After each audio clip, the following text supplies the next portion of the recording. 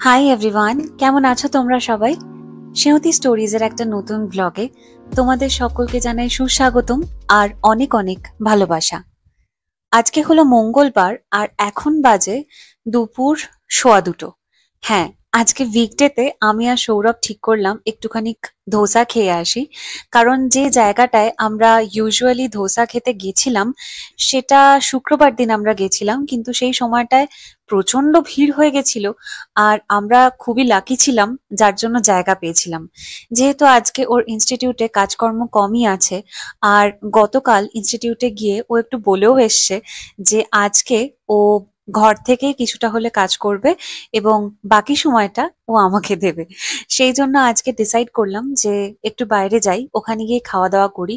আর তারপরে কেনাকাটা করতে আবার যে মলটায় এসে আমরা কেনাকাটা করি, মানে রেহওয়াত শহরের যে মলে আমরা যাই, সেই মলে আবার আমরা ফেরত আসবো। তো আজকে আমার রিকোয়েস্টে সৌরভ অ্যাপ ক্যাব বুক করলো। ইউজুয়ালি আমরা এখানকার যে অ্যাপ ক্যাব রয়েছে যার নাম হলো গেট, আমরা বুক করি না কারণ অনেকটাই প্রাইসই লাগে। আমরা পাবলিক ট্রান্সপোর্ট বা বাসে করেই যাতায়াত করি, কিন্তু আজকে আমি একটু রিকোয়েস্ট করলাম যে শোনো, অনেকবার আমরা বাসে করে যাতায়াত করি আর এটা এমন কিছু ভাড়া দেখাচ্ছে না, লেগেছে প্রায় তোমার 72 শেকেল মতন। তাই এখানকার হিসেবে সেটা কিন্তু কমই, মানে খুব বেশি যে খরচ হয়েছে তা কিন্তু নয়। এবং সেটার জন্যই আমরা ঠিক করলাম যে ঠিক আছে, আজকে তাহলে গেট করেই যাওয়া যাক বা ওই অ্যাপ ক্যাব বুক করেই যাওয়া যাক। এই 72 শেকেলটাকে যদি এখন ইন্ডিয়ান কারেন্সিতে আমি কনভার্ট করি তাহলে দাঁড়াবে 1656 টাকা। তো 1656 টাকা দিয়ে একটা খুব কম ডিস্টেন্স, মানে ধরো 15 মিনিটের রাস্তা যেতে আমরা হয়তো ভারতবর্ষে কোনোদিন ভাবতেও পারবো না। কিন্তু এটা যেহেতু এখানকার কারেন্সি ওয়াইজ, মানে এখানে কনভার্সন করার আমার মনে হয় কোনো মানে দাঁড়ায় না, কারণ এখানকার কারেন্সি অনুযায়ী 72 শেকেল কিন্তু যথেষ্ট সস্তার মধ্যেই পড়ছে। যাওয়ার সময়তে এরকম সুন্দর সুন্দর ফুল দেখতে পেলে কিন্তু বেশ লাগে বলো। রাস্তার ধারে এত সুন্দর করে ভালোভাবে মেনটেন করা এই রকম কালারফুল যদি ফুল দেখতে পাওয়া যায় তাহলে মনটাও কেমন যেন ফ্রেশ হয়ে যায়। তো আমরা চলেছি রামলের উদ্দেশ্যে। রামলে শহরটায় আমরা আগেও বহুবার গেছি এবং খুব বেশি দূরত্বের নয়। আমরা যেখানে থাকি অর্থাৎ ইসরায়েলের রেহওয়াত টাউন থেকে এই রামলে আসতে প্রায় তোমার 15 থেকে 18 মিনিট মতন লেগেছিল অ্যাপ ক্যাবে বা গেট গাড়িতে। তো এই যে মহারাজা রেস্টুরেন্টের সামনে আমরা চলে এসেছি। আর এর যে মালিকের সঙ্গে আমাদের কথা হয়েছিল তার নাম হলো দেবী। বংশের দিক থেকে সে ভারতীয় ঠিক কথাই, কিন্তু প্রায় তোমার 80s সে চলে এসেছিল এখানে ইসরায়েলে এবং এখানেই ব্যবসা শুরু করে। আর সত্যি কথা বলতে কি, তার ভাষা মানে এখানকার যে হিব্রু ল্যাঙ্গুয়েজ, সেটাতে তার এই যে এত সড়গড় করে কথা বলা, এটা দেখলে কিন্তু আমরা সত্যিই মুগ্ধ হয়ে যাই। তবে এটাই মনে হয় যে এমন একটা নতুন জায়গায় যদি ব্যবসা করতে আসতে হয় এবং সেখানকার একটা নিজস্ব ল্যাঙ্গুয়েজ রয়েছে, তখন সেটা অগত্যা শিখতেই হবে। সেটা ছাড়া কিন্তু অন্য কোনো অল্টারনেটিভ থাকে না। যাই হোক, আমি নিজেকে দেখছিলাম ঠিক কথাই, কিন্তু খুব একটা হাসতে পারছিলাম না কারণ আশেপাশে লোকজন ছিল। তাই জন্য সৌরভকে বললাম যে তুমি বরঞ্চ আমার একটা ভিডিও করে নাও দোকানটা নিয়ে। তখন ও একটা ভিডিও করলো আর আমি তাতে এইরকম একটা অদ্ভুত এক্সপ্রেশন দিলাম। যাই হোক, আমরা অর্ডার করেছিলাম মসালা ধোসা আর ম্যাঙ্গো লাস্সি। তো প্রথমে ম্যাঙ্গো লাস্সিটাই দিয়ে গেল এবং এটা খেতে বেশ ভালোই ছিল। যেরকম ম্যাঙ্গো লাস্সি হয় একদম ওরকমই কিন্তু টেস্ট ছিল। তারপরে এলো বহু প্রতীক্ষিত মসালা ধোসা। আর আমরা না সকালবেলা যেহেতু ব্রেকফাস্ট করি না সেই অর্থে, তাই জন্য প্রবল খিদে পেয়েছিল। তো ধোসার জন্য অনেকক্ষণ অপেক্ষা করতে করতে ফাইনালি চলেই এসেছিল। আর দেখো, এর সঙ্গে একটা হরি চাটনি বা ওই যে সবুজ রঙের যে পুদিনা ধনেপাতা লঙ্কা এসব দিয়ে চাটনি হয় সেটা দিয়েছিল, আর তেঁতুলের এরকম একটা পালপি তেঁতুল বা তেঁতুলের এক প্রকার চাটনিও বলা চলে সেটা দিয়েছিল, আর সাম্বার ছিল। আর মসালা ধোসা তো যেরকম হয় আলুর পুর টুর দেওয়া, বেশ ভালোই খেতে ছিল। একদম অথেন্টিক ইন্ডিয়ান ধোসা বলতে যা বোঝায় সেটাই কিন্তু এটার টেস্ট ছিল। হ্যাঁ, সাম্বারটা একেবারেই আলাদা ধরনের। আর আমাদের দেশে যেরকম সাদা একটা কোকোনাট চাটনি দেওয়া হয় সেইটা এখানে ছিল না, তার বদলে ওই সবুজ রঙের চাটনিটা দিয়েছিল, যেটা খেতে খারাপ ছিল না, কিন্তু খুব একটা যে প্রয়োজন পড়ছিল ধোসার সঙ্গে সেটাও বলবো না। সৌরভ কিরম মন দিয়ে খাচ্ছে দেখো। ও আমাকে বলছিল আমার প্রচন্ড খিদে পেয়ে গেছে, আমি আর কোনো দিকে তাকাতে পারছি না। সত্যি আমারও খিদে পেয়েছিল, সেই জন্য আমি খেতে খেতে যতটুকু সম্ভব ক্যাপচার করতে পারছিলাম করছিলাম। তবে যাই বলো, আমরা যেমন আমাদের দেশের খাবার এতটা ভালোবেসে খাই, তেমনি অন্য দেশের মানুষ যে আমাদের খাবার কি তৃপ্তি করে খেয়ে যায়, সেটা কিন্তু এই রেস্টুরেন্টে না আসলে সত্যিই জানতে পারতাম না। আমরা যখন ঢুকেছিলাম তখন রেস্টুরেন্ট অলমোস্ট ফাঁকাই ছিল, কিন্তু কিছুক্ষণের মধ্যেই দেখলাম প্রায় ফুলফিল হয়ে গেছে। সবকটা টেবিলেই লোকজন বসে পড়েছে, এবং তারা যে পরিমাণ এনজয় করে খাবারটা খাচ্ছে, সেটা সত্যিই দেখার মতন ছিল। তবে হ্যাঁ, একটা অভিনব জিনিস সেটা হলো যে সামোসা খাচ্ছিল, কিন্তু কাঁটা আর ছুরি ব্যবহার করে। যাই হোক, খাওয়া দাওয়া সেরে বেশ ভালো মতন আনন্দ পেয়েছিলাম আমি মনের মধ্যে, কারণ অনেকদিন ধরে প্ল্যান করছিলাম ধোসা খেতে যাব। তো সেটা ফাইনালি হয়েছে বলে বেশ ভালোই লাগছিল। এবার আমরা হাঁটা লাগালাম বাস স্টপের উদ্দেশ্যে। আর যাচ্ছিলাম কিন্তু একটা মস্কের পাশ দিয়ে, যেখান থেকে কিছুক্ষণ পরেই আমরা আজান শুনছিলাম। দেশে থাকতে যে আওয়াজটা প্রায়শই শোনা যায়, সেটা যখন হঠাৎ করে বন্ধ হয়ে যায়, আবার অন্য জায়গায় গিয়ে সেটা শুনতে পাই, তখন খুবই অন্যরকম লাগে। যাই হোক, আমরা ফাইনালি পৌঁছে গেছিলাম সেই বাস স্টপের কাছাকাছি, যেখানে আমরা অনেকটা মানে চওড়া জায়গা পেয়ে আর বিভিন্ন দিকে বেঞ্চ দেখে বেশ ভালোই লাগছিল। একটা ছায়া জায়গা দেখে আমরা ওখানে কিছুক্ষণ অপেক্ষা করলাম, কারণ প্রায় তোমার 8 মিনিট মতন আমাদের অপেক্ষা করতে হয়েছিল, যেটা খুব বেশিক্ষণ সময় নয়, কিন্তু তাও ওই কিছুটা সময় আমাদের ওয়েট করতে হবে বলে আমরা বসেই ছিলাম।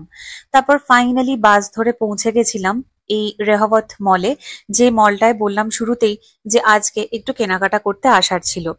আমার যেহেতু জন্মদিন আসন্ন, মানে এই সপ্তাহের শেষের দিকেই আমার জন্মদিন রয়েছে, তো সেই জন্য দুই বাড়ি থেকেই টাকা পয়সা পাঠানো হয়েছে কেনাকাটা করার জন্য। আমার একদমই কিছু কেনার ইচ্ছে ছিল না, কারণ এখানে জামা কাপড় কেনার যে মানে অপশনটা একটু সীমিত, সেটা আমি বেশ এখানে আসার পরে মানে মলে কয়েকবার আসার পরে আমি বুঝে গেছিলাম। তো যাই হোক, কিছু তো কেনাকাটা করেইছি, সেটা বাড়ি গিয়ে নিশ্চয়ই দেখাবো। আর তার মাঝখানে যেহেতু একটু ক্লান্ত হয়ে পড়েছিলাম, সেই জন্য এরকম একটা স্ন্যাক্স আর একটু কফি নিয়ে বসেছিলাম। তবে এটা যে কি এক্স্যাক্টলি খাচ্ছিলাম আমি সত্যিই জানি না। ইসরায়েলে অক্টোবর মাস ভর্তি প্রচুর ছুটির দিন রয়েছে, মানে কিছু জিউইশ হলিডে রয়েছে, যার জন্য আজকে কিন্তু মলে বেশ ভিড়ভাট্টাই দেখছিলাম এবং বিভিন্ন জায়গায় সেল চলছিল। আমার কেনাকাটা তো হয়েছে, আর সৌরভও নিজের জন্য একটা হুডি কিনলো, কারণ বলছিল যে ও যে ডিপার্টমেন্টে মানে আর কি ওর ঘরটায় ও বসে, সেখানে এতটাই জোরে এসি চলে যে এখন হালকা পাতলা কিছু একটা গায়ে জড়াতে লাগে। তো ও প্রথমে ব্ল্যাকটা দেখলো, তারপরে এই রংটা দেখলো, কিন্তু দুটো দেখার পরে আমরা দুজনেই বললাম যে ব্ল্যাকটাই কিন্তু অনেক বেশি ভালো লাগছে, ব্রাইটও লাগছে, আর ব্ল্যাক জিনিসটা সবকিছুর সাথে পরাও যায়, সেই জন্য ওটাই নেওয়া হলো। তো দেখো, আমার যা কেনাকাটা হয়েছে তার মধ্যে প্রথম ধাপে যেগুলো রয়েছে, সেগুলো হলো আমার সবচেয়ে সবচেয়ে পছন্দের এবং কাছের জিনিস, কারণ এইরকম ছোট্টখাট্ট সাজের জিনিস কিনতে আমি ভীষণ খুশি হই আর খুবই ভালো লাগে। প্রথমত তো একটা নেল পলিশ দেখতেই পাচ্ছ, আমি আবার এক কোট দিয়েও নিয়েছি। এই নেল পলিশ গুলোর মানে এটা এখানকারই একটা কোম্পানি, লোকাল কোম্পানি, যেখানে একটার সাথে কিন্তু আরেকটা অলওয়েজ ফ্রি থাকে। মানে একটা নেল পলিশ নিলে আরেকটা অটোমেটিক্যালি ফ্রি চলে আসবে, সেই জন্য আমার বেশ ভালোও লাগে। আর নিয়েছি রেভলনের এই লিপ শেডটা। এটার এক্সাক্ট লিপ শেডটার নামটা কি আমার ঠিক মনে পড়ছে না, সম্ভবত স্যাসি মভ। তবে এর যে কোডটা রয়েছে সেটা হলো 463, এবং আমার মনে হয় এটা ইন্ডিয়াতেও অ্যাভেলেবল। যারা মভিশ টোনের লিপস্টিক পছন্দ করো তারা কিন্তু অবশ্যই দেখতে পারো, ট্রাই করতে পারো।